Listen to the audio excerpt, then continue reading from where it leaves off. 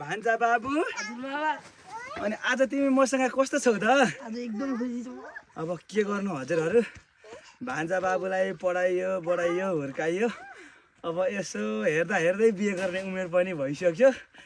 यसो आज चाहिँ भान्जा बाबुलाई यसो पल्लो घरतिर गएर यसो माथि गएर होइन म यसो भान्जे बुहारी मागौँ भनेर हिँडेको।